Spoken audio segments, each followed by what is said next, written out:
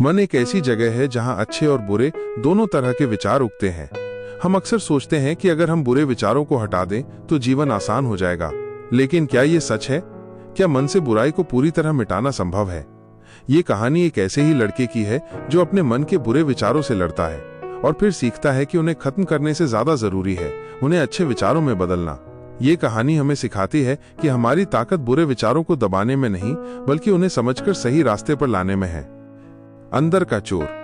गांव के एक छोटे से घर में रमेश नाम का एक लड़का रहता था। वो पढ़ने में बहुत होशियार था, उसकी आंखें सपनों से भरी थीं, लेकिन उसका मन हमेशा एक कचरे के ढेर जैसा था। जब भी वो किसी को देखता तो उसके मन में चोरी करने, झूठ बोलने या किसी को परेशान करने का विचार आ जाता। अगर वो किसी अमीर आदमी को देखता तो उसके मन में आता कि उसका पैसा कैसे चुराया जाए। अगर वो किसी खुशहाल परिवार को देखता तो उसके मन में आता कि उनकी खुशियों में कैसे आग लगाई जाए। रमेश इन विचारों से बहुत परेशान था। वो चाहता था कि वो एक अच्छा इंसान बने, लेकिन ये विचार उसे ऐसा करने नहीं देते थे। हर रात वो पश्चाताप में सोता और सुबह फिर से वही बुरे विचार उसके मन पर हावी हो जाते। एक दिन रमेश ने तय किया कि वो इन विचारों से छुटकारा पाने के लिए कुछ भी करेगा।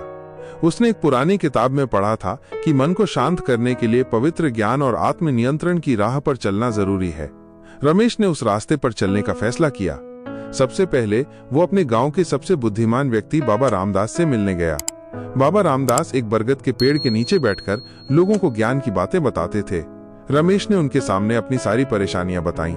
उसने कहा, बाबा, मेरा मन एक अंधेरी कोठरी जैसा है जहां बुरे विचार कैद हैं और बाहर निकलना चाहते हैं। बाबा ने रमेश की बात शांति से सुनी और मुस्कुराते हुए कहा, बेटा, तुम्हारे अंदर एक चोर है। वो चोर कोई और नहीं, तुम्हारे अपने बुरे विचार हैं। अगर तुम उसे हरा दोगे तो तुम एक सच्चे इंसान बन जाओगे। बाबा रामदास ने रमेश को एक छोटा चिकना पत्थर दिया और कहा, यह कोई साधारण पत्थर नहीं है, यह आत्मनियंत्रण का पत्थर है। इसे हमेशा अपने पास रखना। जब भी तुम्हारे मन में कोई बुरा विचार आए तो इसे मुट्ठी में कसकर पकड़ना और ये सोचना कि तुम उस बुरे विचार को इस पत्थर में बंद कर रहे हो। यह पत्थर तुम्हारी इच्छा शक्ति को मजबूत करेगा। रमेश ने बाबा का कहना माना। वो पत्थर को अपनी जेब में रखने लगा। जब भी उसे चोरी करने का मन होता, वो पत्थर को मुट्ठी में दबाता और मन ही मन कहता, ये बुरा विचार मैं तुम्हें इस पत्थर में बंद कर रहा हूं। धीरे धीरे उसे लगा कि उसका मन शांत होने लगा है। बुरे विचार पहले की तरह उसे परेशान नहीं करते थे। वो अपने मन को नियंत्रित करना सीख रहा था। उसकी रातें अब शांतिपूर्ण थीं और उसके दिन सुकून भरे। जैसे जैसे दिन बीतते गए, रमेश को एहसास हुआ कि सिर्फ बुरे विचारों को दबाना काफी नहीं है। जब वो अपने बुरे विचारों को दबाता था तो उसके मन में एक खालीपन आ जाता था। वो पहले की तरह रचनात्मक नहीं रहा था। उसकी कल्पनाशीलता और कुछ नया सोचने की शक्ति कम होने लगी थी। वो अच्छा इंसान तो बन गया था, लेकिन उसका जीवन नीरस और उत्साहहीन हो गया था। उसे लगा जैसे वो एक रोबोट बन गया है जो सिर्फ वही करता है जो सही है, लेकिन उसमें कोई भावना या जुनून नहीं है। अब वो किसी जरूरतमंद को देखकर मदद तो करता था, पर उस मदद में पहले जैसी सच्ची खुशी नहीं थी। ये महसूस करके रमेश फिर से बाबा रामदास के पास गया। उसने अपनी परेशानी बताई और कहा, बाबा, मैंने अपने बुरे विचारों को तो काबू कर लिया है, लेकिन अब मेरा मन खाली हो गया है।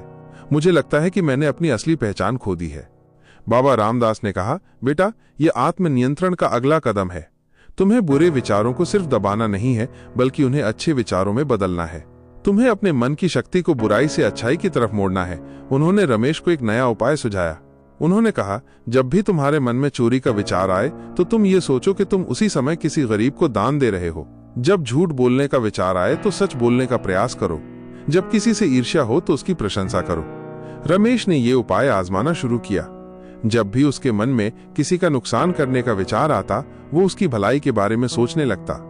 धीरे धीरे उसके मन के बुरे विचार अपने आप ही अच्छे विचारों में बदलने लगे। अब वो बुरा सोचता भी नहीं था। उसका मन खुश रहने लगा और उसके जीवन में फिर से उत्साह और जोश भर गया। रमेश अब सिर्फ एक अच्छा इंसान नहीं था, बल्कि वो एक प्रेरणादायक इंसान भी बन गया था। उसके गांव के लोग उससे सलाह लेने आने लगे। वो उन्हें सिखाता था कि मन के चोर को कैसे हराना है। रमेश ने यह सीख ली थी कि बुरे विचारों को खत्म करने की बजाय उन्हें अच्छे विचारों में बदलना ही जीवन का सही मार्ग है।